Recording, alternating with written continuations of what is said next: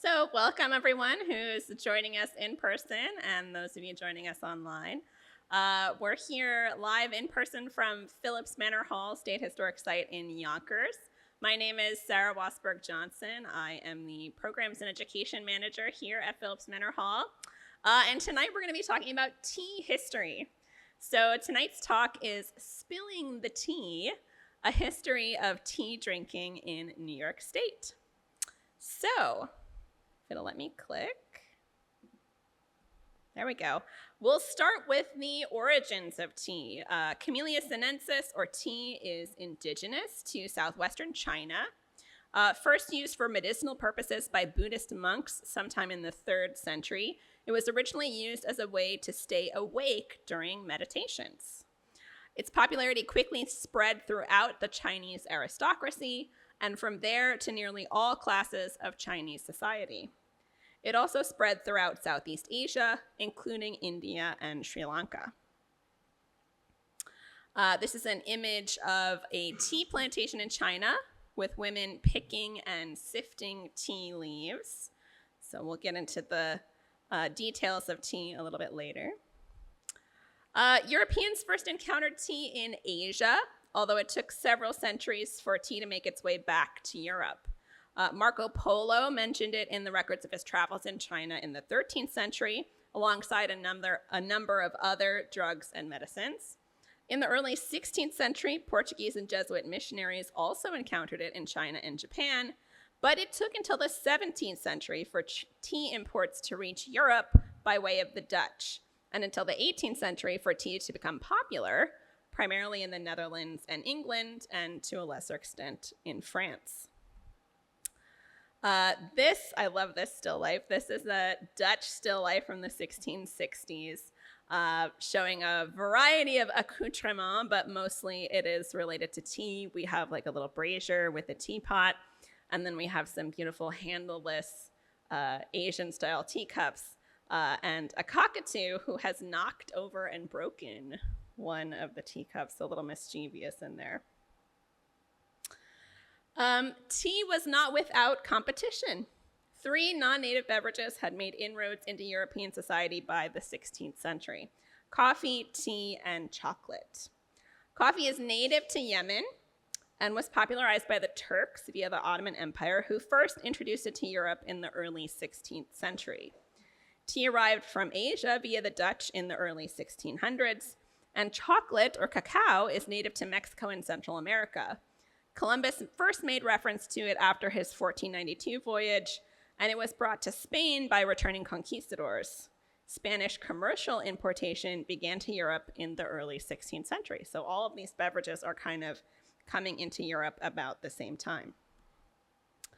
In 1693, Philippe Sylvestre Dufour published a new and curious treatise on coffee, tea, and chocolate, a work equally necessary for doctors and all those who love their health, which discussed the history and origins of each of the 3 beverages, including their health benefits and risks. The frontispiece includes this illustration of 3 men, a Turkish, Chinese, and Aztec or indigenous man, each drinking their respective beverages and each having their 3 respective pots, right? A coffee pot, a teapot, and a chocolate pot. There is some discrepancy in the name for tea across the world, and that can be attributed to how it was spread. Those who encountered it first in Mandarin, which was cha, were mostly those engaging in overland trade, and they used some variation of that word in their own translations. For the seafaring nations, they first encountered tea in coastal China, where it was called te. And that name spread through parts of Southeast Asia and most of continental Europe, the exception being the Portuguese, who were among the first Europeans to encounter tea in person. We have this great little map that I found from the World History Encyclopedia showing the spread of tea throughout the world and how the cha versus te traveled throughout the world. Mostly cha is going overland, te is going by water. So Europe has a long history of trade relations with Asia, mostly via the Silk Road. And although tea was available for centuries in China before the European trade, most Europeans were far more interested in spices and textiles than tea. The spice trade was largely controlled by Venice until the 16th century, and demand for spices spiked prices in Europe so high that by the 1500s, other nations were expanding their ocean-going fleets in an effort to undercut the overland and Arab trade routes. The Portuguese were first, but soon South America and the search for gold took much of their focus, so the Dutch saw an opportunity. In 1602, not long after throwing off the yoke of the Spanish Empire in the Wars of Reformation, they formed the Dutch East India Company, known by its Dutch acronym, the VOC. It was the first joint stock trade company in the world, and the Dutch government granted it a 21-year monopoly on the Asia trade, all of Asia. The company acted like a semi-sovereign government. It could mint its own currency, establish and rule its own colonies, and even declare war. Within a year of its founding, the VOC had launched a brutal attack on the Molucca Islands, the only place in the world where nutmeg grew. A largely peaceful nation used to trading with outsiders, the indigenous people of the Moluccas welcomed the Dutch, who promptly massacred them and took over the island, thereby controlling the entire nutmeg trade. They launched a similarly hostile takeover in Jakarta, which they called Batavia, in 1609. This foothold in Southeast Asia allowed them access to the tea trade, and in 1610, the Dutch became the first to import tea to Europe. By the 1630s, they were selling to France, and by the 1650s to England, where it became so popular, the English East India Company was quickly founded so it could start importing its own tea in the 1660s.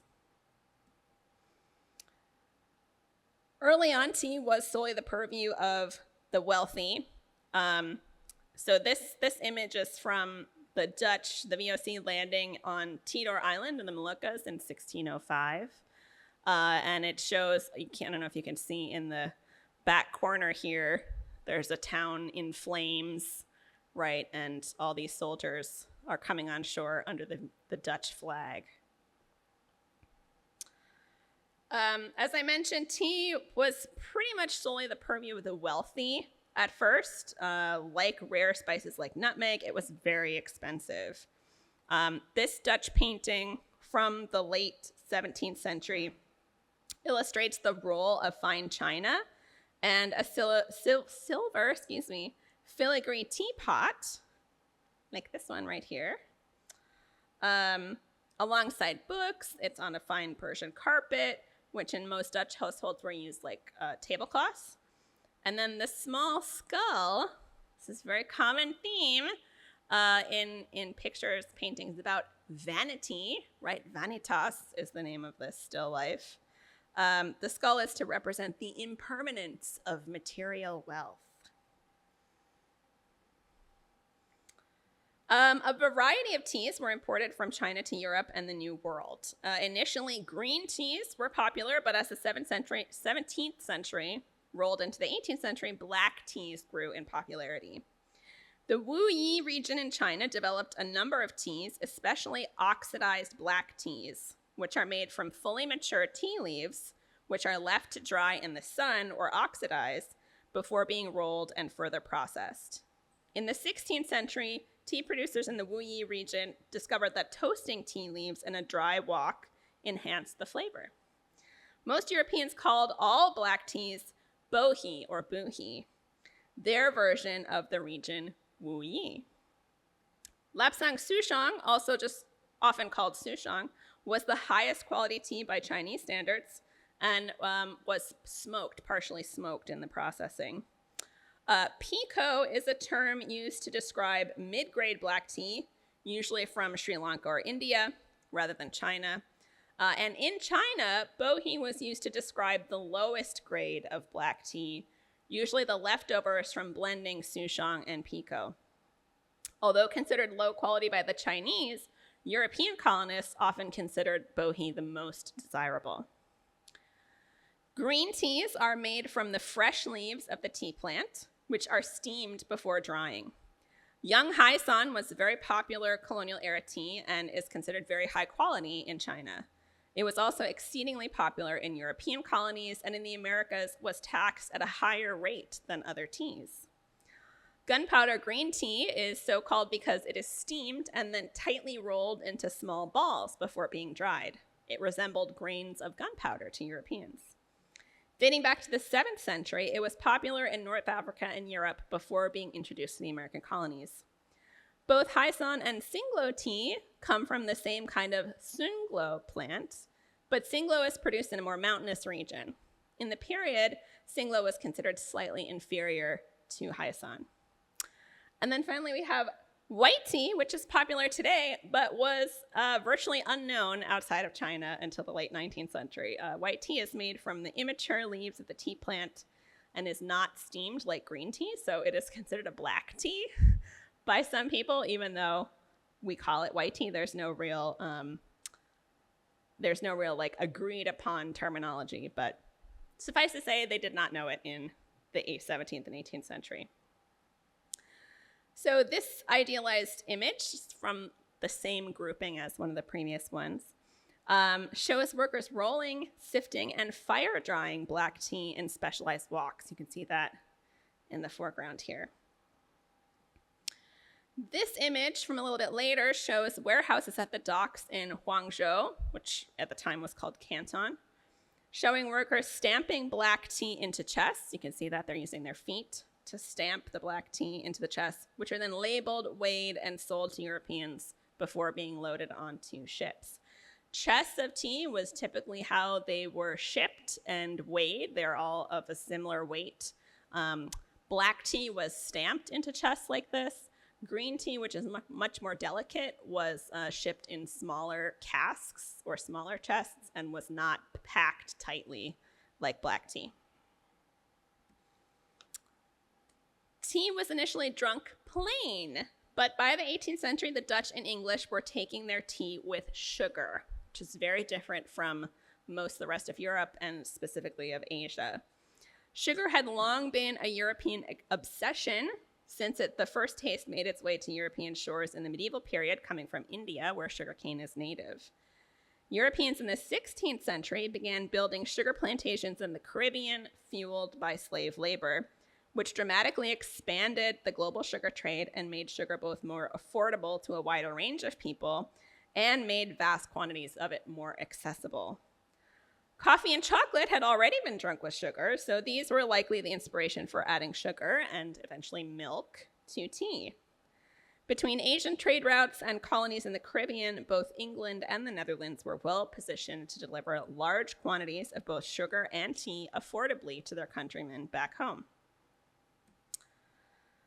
This image, which is from near the end of the American Revolution, shows the enduring popularity of both Chinese-style teacups without handles and with deep saucers, and the influence of Asian art in both the pattern of the china and the lacquered tray. But how did tea end up such an indelible part of British history? The three competing beverages, coffee, chocolate, and tea, were all consumed in different ways. Although all three were available in wealthy households at breakfast, most coffee was consumed in public coffee houses. These male-dominated public spaces became hotbeds of political and philosophical debate. Tea, on the other hand, became more of a domestic pastime and was increasingly associated with women. Taking tea allowed for an activity during mid-morning or afternoon social calls, and tea parties allowed wealthy young people to get to know each other in respectable and supervised circumstances. By the mid-18th century, tea was drunk almost exclusively in the home, and coffee almost exclusively outside the home. This image is Tea Party at Lord Harrington's house, St. James. So it's from the very wealthy part of London. It shows a wealthy British household in the 1730s and illustrates the importance of tea in the social lives of the wealthy. So all of these people are gathering together at Lord Harrington's house to get together and socialize. This Dutch painting from 1758 depicts wealthy and upper middle class people mixing socially during an at-home performance. So they're having some kind of little at-home play in their house. And you can see in the corner there a bunch of people who are not really paying attention to what's happening in the play are taking tea. The tea is being poured into the china cups there. And this fancy painting, Afternoon Tea at the Temple, or Le thé à l'anglaise, dans le salon des quatre glaces au temple, avec toute la cour de la Prince de Conti. So it's with all the court of the Prince of Conti in the glass temple, and they're having tea in the English style, which I think is amazing. But this is from Versailles. So having tea in the English style, showing that France adopted afternoon tea from the English.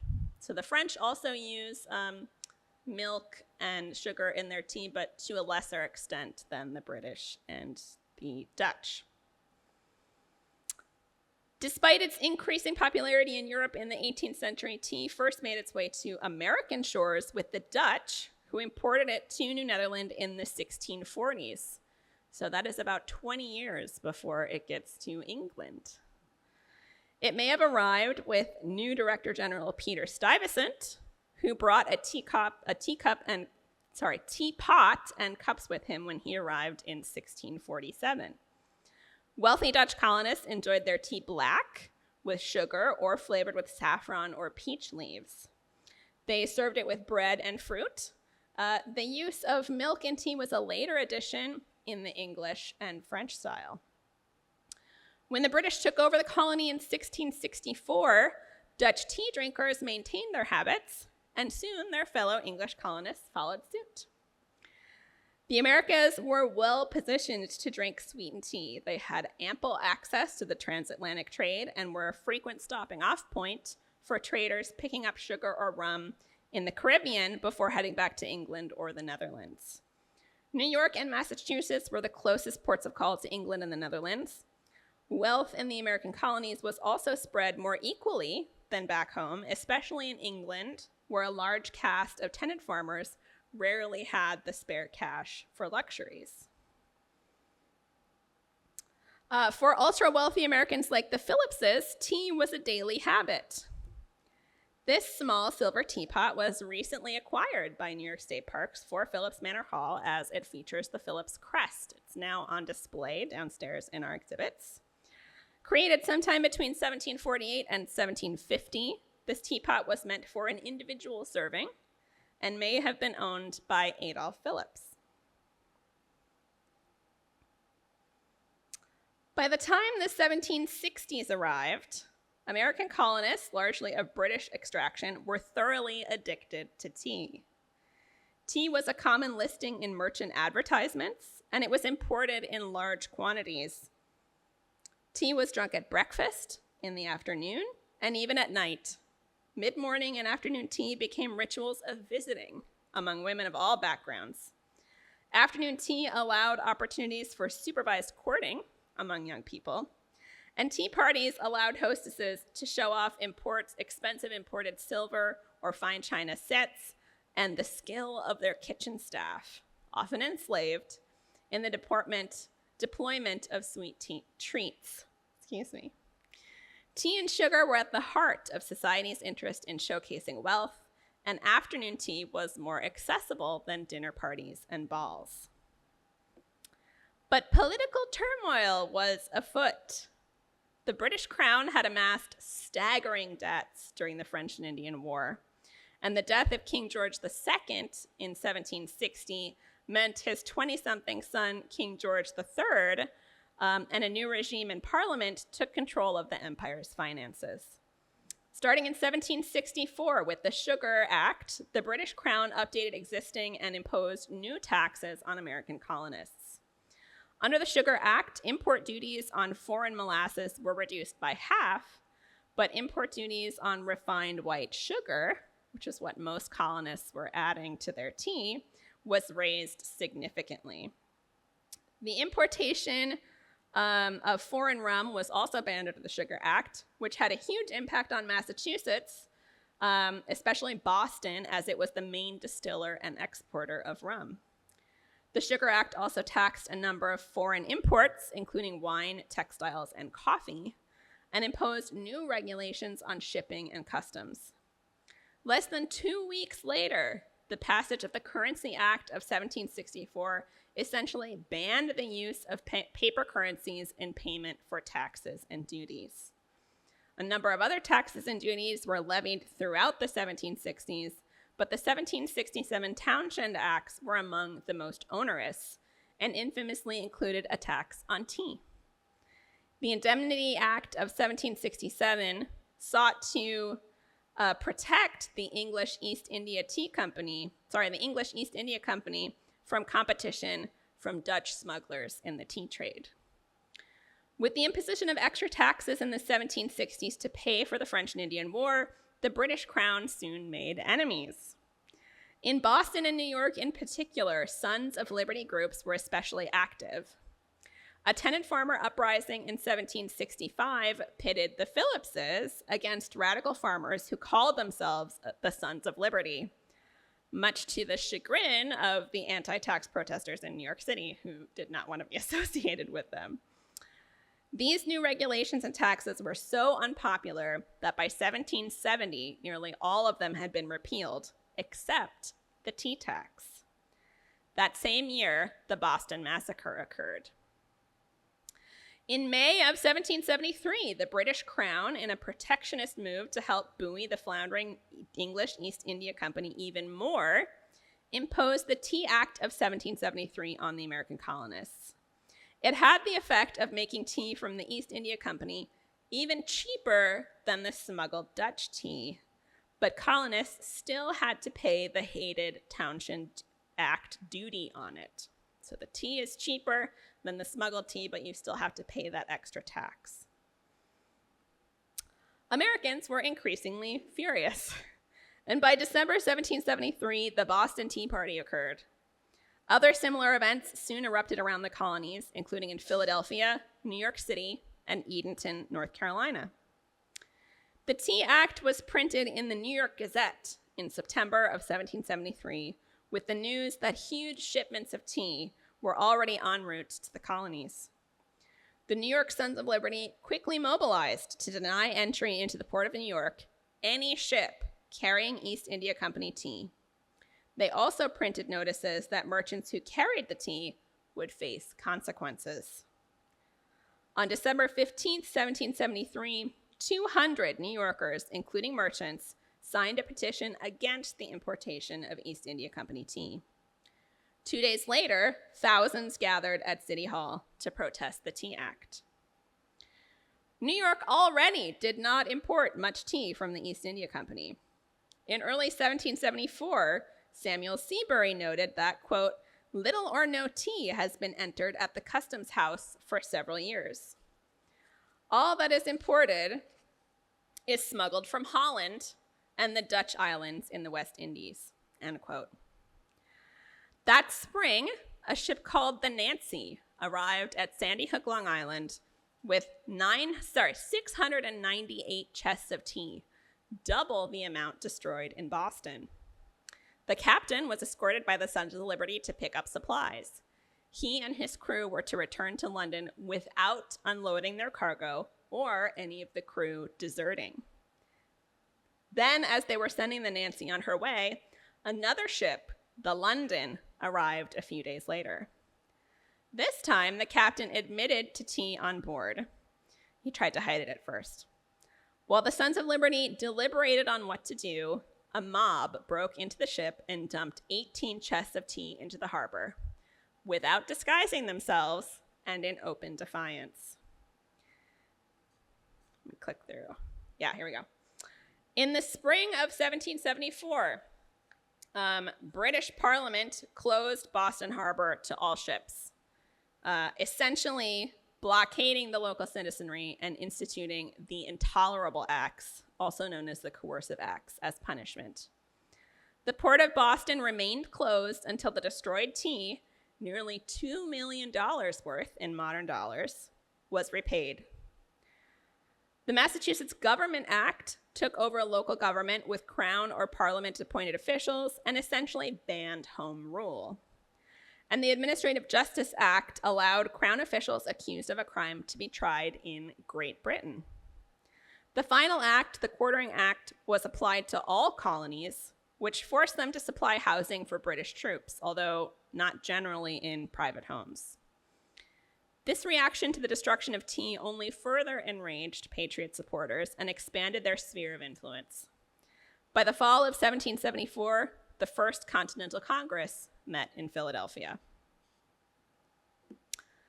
This political cartoon, published in London on May 1st, 1774, depicts Lord North with the Boston Port Bill in his pocket, forcing tea down the throat of an indigenous woman, which represented America. A tattered paper reading Boston Petition is on the ground at her side. Her arms are being held by Lord Mansfield, who is backed by a soldier with a sword that reads military law, while Lord Sandwich, a notorious womanizer, holds her feet and looks up her skirt.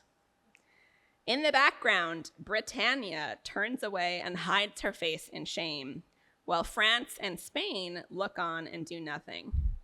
In the background, ships fire on Boston under the note, "Boston cannonaded." Women were not only representatives of nations, they were also the primary consumers of tea, and often in charge of household finances. They orchestrated the purchase of tea, sugar, fabric, and other imported goods for personal and household use. They organized and socialized during tea parties. Tea was an important ritual for colonial women. Under British law, they had no legal standing, either the property of their fathers or husbands, but they did have soft power. On October 25th, 1774, 51 women in Eatonton, which is near the Outer Banks in North Carolina, gathered to sign a petition eschewing tea and cloth imported after September 1774. When the news reached London, British politicians were shocked that women were organizing for politics. An Englishman wrote to his American brother in January 1775, quote, "The only security on our side is the probability that there are but few places in America which possess so much female artillery as Eatonton."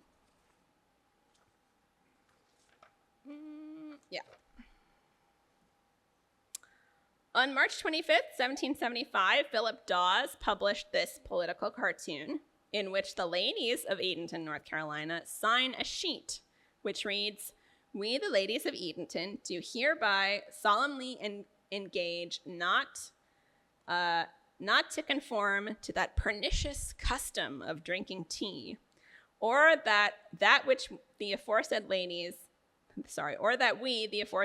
will not promote or wear of any manufacture from England until such time that all acts which tend to enslave this our native country shall be repealed." In it, several well-dressed ladies dump the contents of their tea caddies into the hats of gentlemen at the door.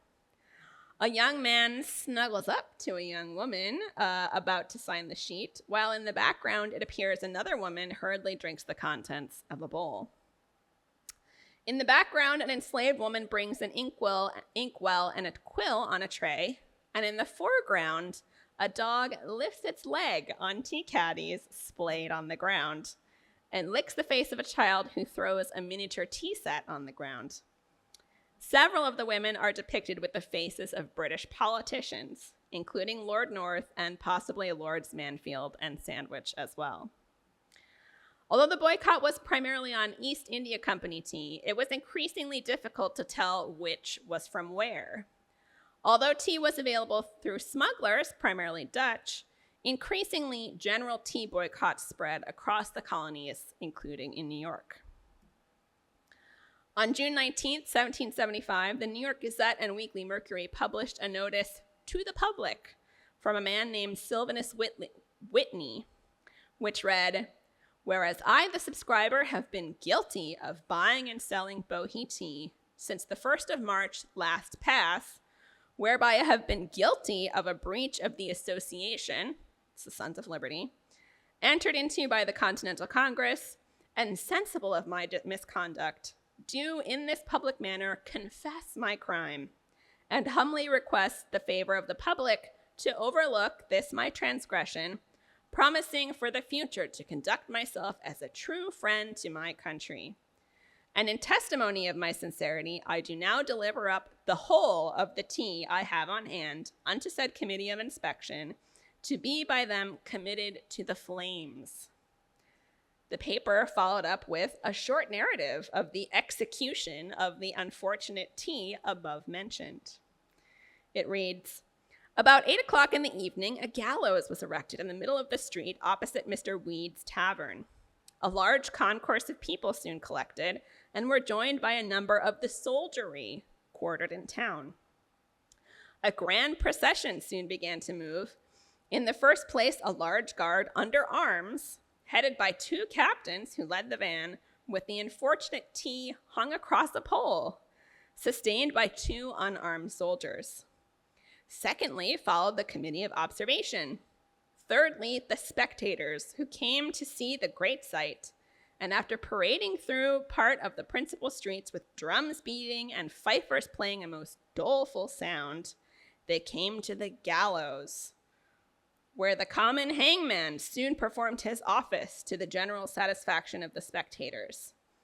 As it was thought dangerous to let said tea hang all night, for fear of an invasion from our tea lovers, a large bonfire was made under it, which soon reduced it to ashes, and after giving 3 loud huzzas, the people soon dispersed to their respective homes without any bad consequences attending.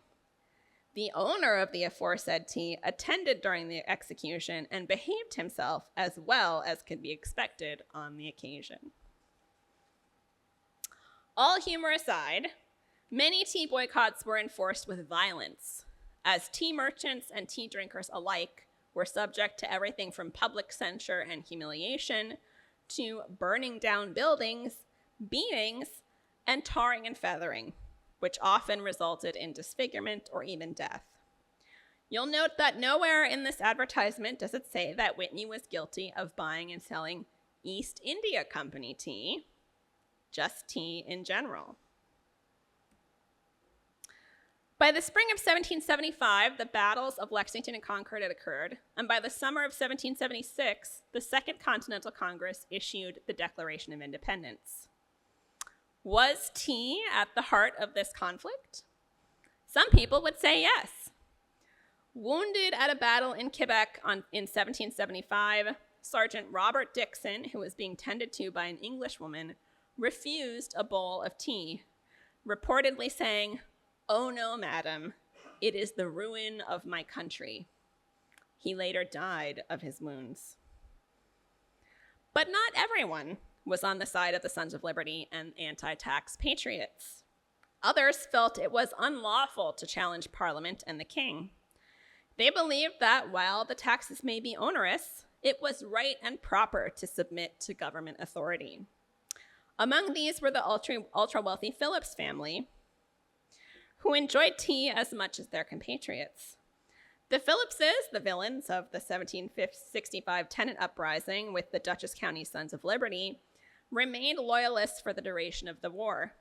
Their Manor estate, which included 52,000 acres of Westchester County and 200,000 acres of what is now Putnam County, basically the entire county, included a number of tenant farmers, some of whom remained loyal to the crown and others who rebelled as patriots.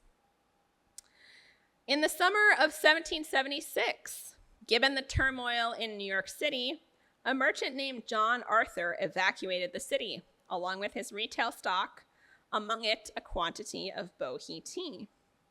Whether it was old stock he couldn't sell or a tea he had smuggled in after the boycotts is unclear. But news of his holdings soon spread across Westchester County, as he had settled near present-day Newcastle, New York. That August, a group of women from Fishkill had ridden out to Colonel Brinkerhoff's on the rumor that he had tea in stock and demanded it at a reasonable price. He surrendered some of it to them and later sold the rest to New York speculators. When news of Arthur's stock reached the countryside, an even larger group of women, made up of those from Dobbs Ferry, Tarrytown, Sleepy Hollow, and Sing Sing, which is present-day Ossining, rode out in search of tea. They got lost and had to stop and ask for directions and ended up encountering Arthur himself. He sent them the long way around and then ran home to warn his family. His wife, her two sisters, and an enslaved woman rebuffed the party of women, and eventually Bohea was acquired peacefully. Some speculate that this incident led to the naming of the area Tea Town, which is now a park. Whether or not that event is true is debatable, but I did find this reference to John Arthur as a merchant in New York City in the spring of 1775. His advertisement lists everything but tea, but by this point, the Sons of Liberty were enforcing a ban. So that was a fun little bit of research to figure out if that story was true.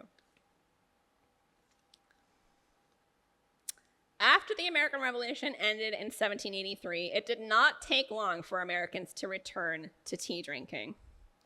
In September of 1783, before the British had even left New York City, George Washington wrote to a friend inquiring about silver plate in Philadelphia, including, quote, whether among them there are tea urns, coffee pots, teapots, and other equipage for a tea table with a tea board, end quote, that could be purchased.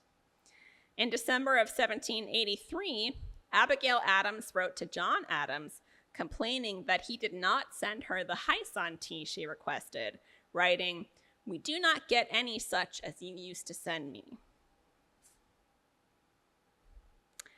As the United States became a new nation, tea returned to American tables, but sugar soon became fraught.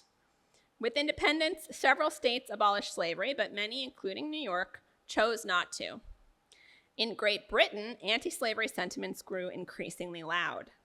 A campaign in 1791 to raise awareness of the brutality of slavery included several references to the sugar trade. Although the 1792 Abolition Act ultimately failed in Britain, it did increase anti-slavery attitudes. In 1793, John Graves Simcoe, formerly the leader of the Queen's Rangers, passed anti-slavery legislation in Upper Canada, which is now Ontario, where he was lieutenant governor.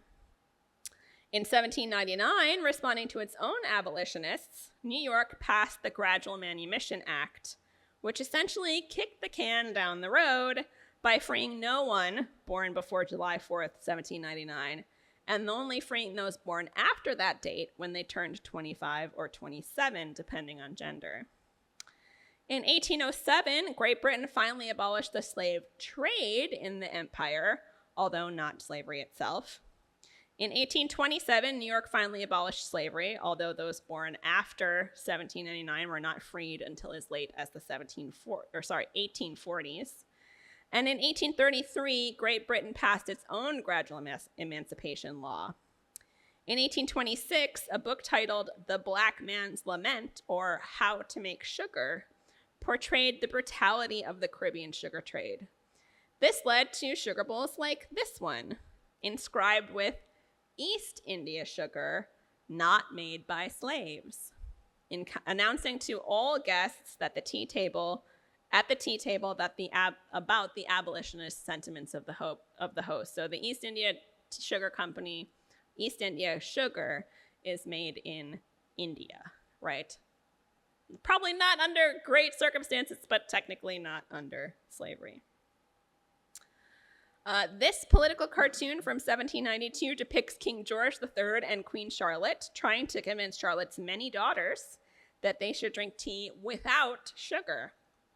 George says, "Oh, delicious, delicious," in a cloud of steam, and Charlotte says, "Oh, my dear creatures, do but taste it. You can't think how nice it is without sugar, and then consider how much work you'll save the poor blackamoors by leaving off the use of it.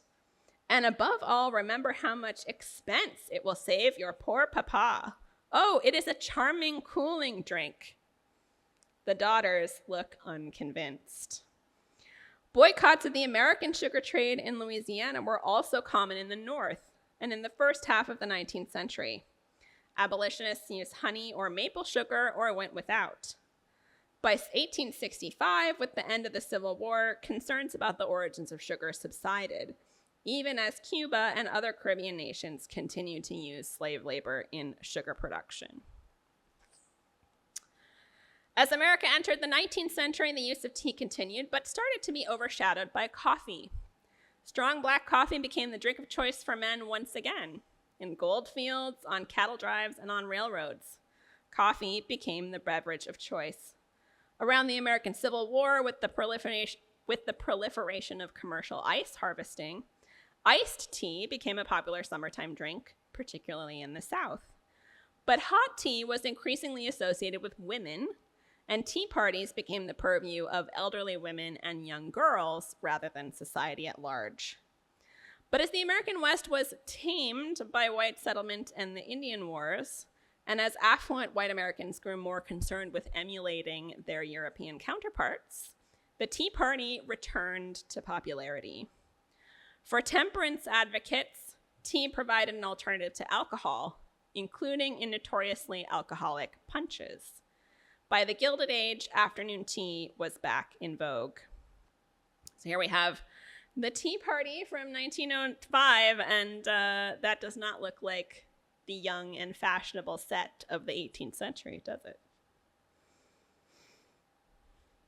With the onset of the Progressive Era, reactions to tea were mixed. Lavish tea parties were not targeted as much as ridiculously expensive dinner parties.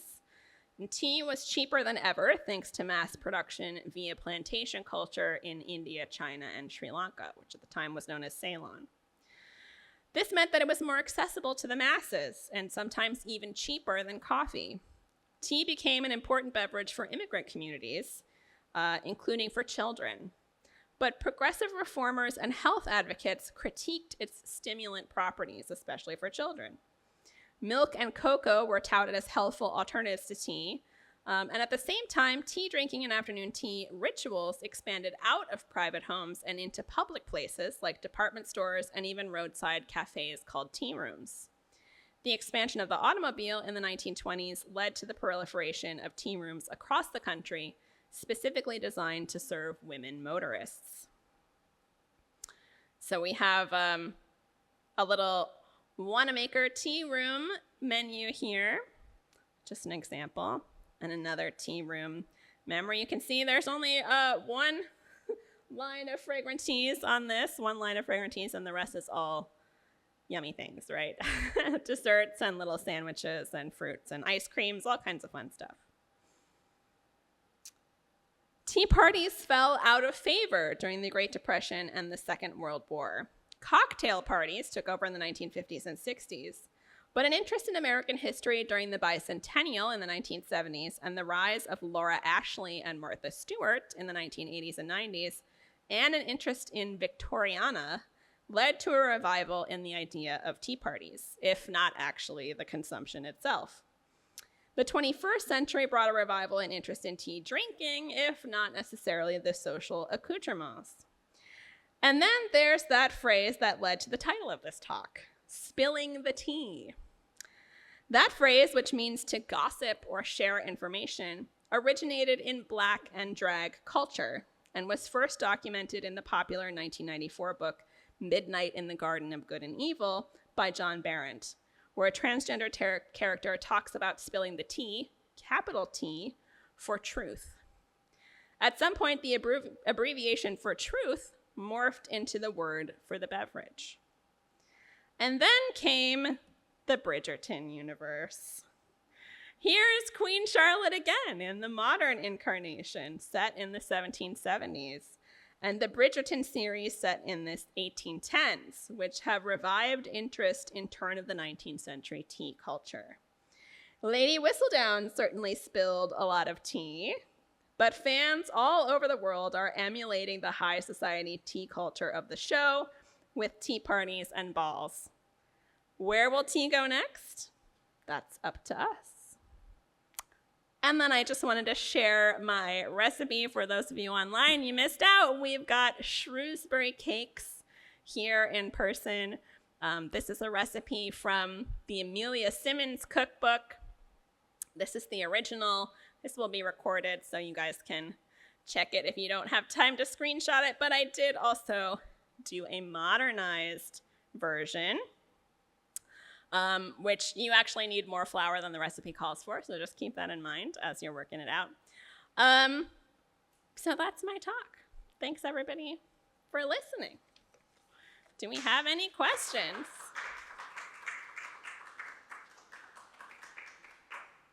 I'm going to stop sharing so I can actually see the chat here. All right, do we have any questions in person?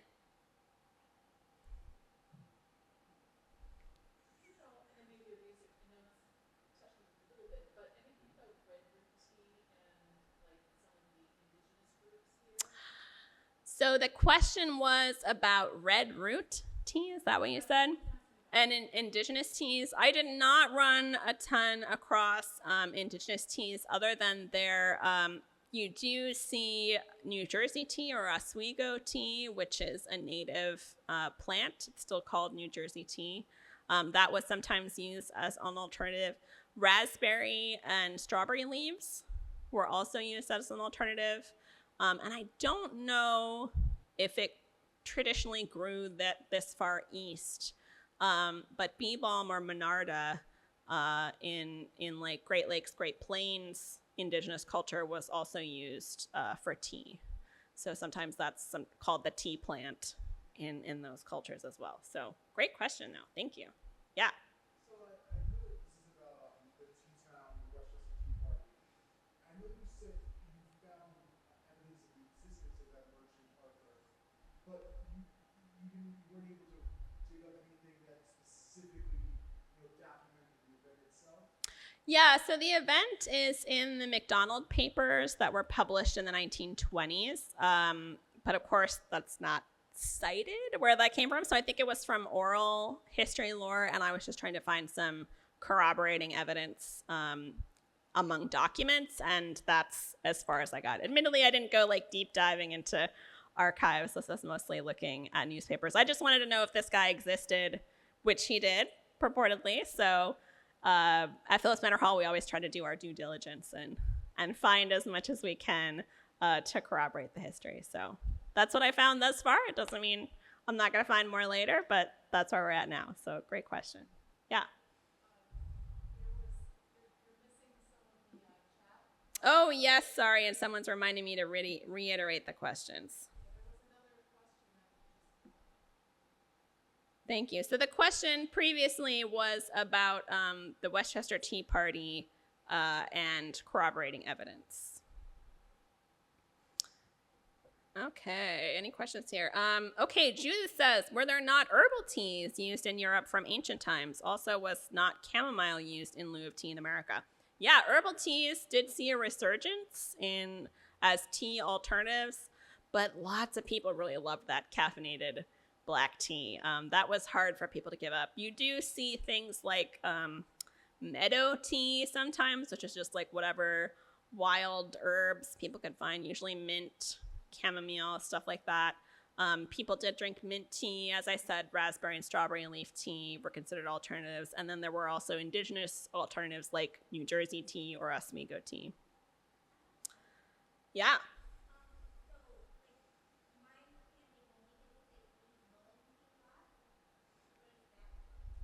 So somebody here Ayana here in the audience said when her family gets sick, they use mullein or mullein tea a lot. I am not an herbalist, so I don't know a ton about traditional herbal teas. I believe mullein is native to Europe, if I'm not mistaken, and I think it has kind of like, it's those, if you've ever seen it in the roadsides, it's those really big, tall, spiky plants with like yellow flowers at the top, and then they have these big kind of fuzzy leaves, and I think it's supposed to have like, what is it, mucilaginous quantity, so that's probably why your family drinks it, because it's probably like a throat coating tea.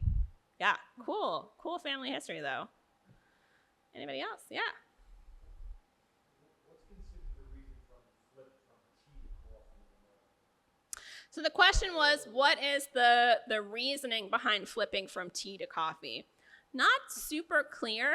I think a lot of it has to do with gender associations. So even in the 18th century, coffee was more closely associated with men and the public sphere, and women was more closely associated with like home and women's sphere. So I think that's part of it. I think also people maybe like the taste better. It probably has more caffeine. It's a little easier to reuse.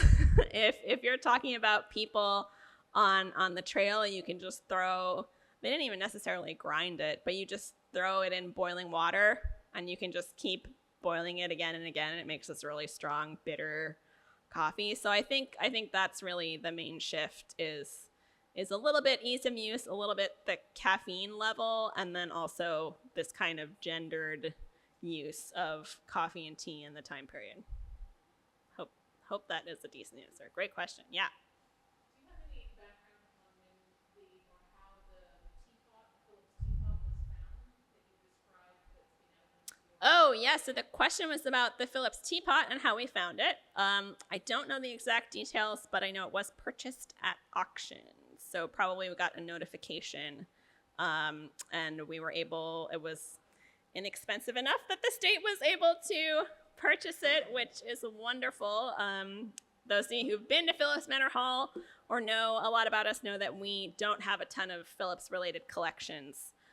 So that was really wonderful for us to be able to get that. It's brand new. It just arrived like a couple weeks ago. We're still doing a little write-up for our blog. We're working on a write-up for it, so stay tuned for that. But if you want to come see it, it's in an exhibit case down in our paper mache ceiling room. So great. Any other questions? Oh, I got questions on here. Carrie says black tea considered medicinal. Yeah, there's a lot of controversy about that in the 17th and 18th centuries. It was considered medicinal originally in China for its use by Buddhist monks. There's a lot of debate in Europe about whether or not it's good for you, whether or not the stimulant is good or bad, whether, it's aggravating your four humors, right? Because that's the conventional medical wisdom at the time. And then as we get into the 19th century, there's more and more concern about the effects of caffeine, but it's considered like milder than coffee. It's all, people still today argue about whether or not it's good for you, right? So I don't think they considered it expressly medicinal, except for really like at first, as it's first being introduced to Europe. Pretty quickly, it's adopted as a recreational beverage. Carrie also says, tea caddy used to lock up tea. Yes, Lisbeth, my colleague here, brought in some really beautiful silver pieces from home. And one of them is a tea caddy with a little lock. And that was because tea was incredibly expensive, especially if you're getting, the more expensive like Yanghai San, Suzhong, more expensive teas. So a lot of tea caddies, which is where you would store the leaves to prevent moisture from getting into them and spoiling them, a lot of those did have locks. And it was kind of to prevent people from taking your tea. Because, of course, if it's loose leaf tea, it's hard to measure. So somebody could be skimming, could have a servant or enslaved person or a kid, could be skimming off the top, and it would take you a while to notice. So a lot of them did have locks. Michael says coffee is harvested in similar climates around the world. Why was tea limited to China, India, and Sri Lanka? So it's not, but those are the places where it grows the best. There is tea production. They try to do some tea production in the colonies, actually. There's some experimentation in the 1740s to the 1770s with tea growing in Georgia. There is in the modern era, there's tea being grown in North Carolina. But I think those places, it's just the most successful there because that's largely where it's native to. I think they do also grow some tea in Indonesia. But I think the rest of the world, coffee just spreads a little differently. So Great question, though. Any other questions? No? All right, well, I'm going to go ahead and end the meeting online. Thank you, everybody who joined us online. Hopefully, we will see you in the fall when our lecture series returns. But in the meantime, you can keep your eyes peeled for other programs. June 21st, we're having a historian in a movie, and we're going to be talking about master and commander. So if you're interested in the 18th, early 19th century, do not miss that one. All right? Thanks so much, everybody. Have a good night.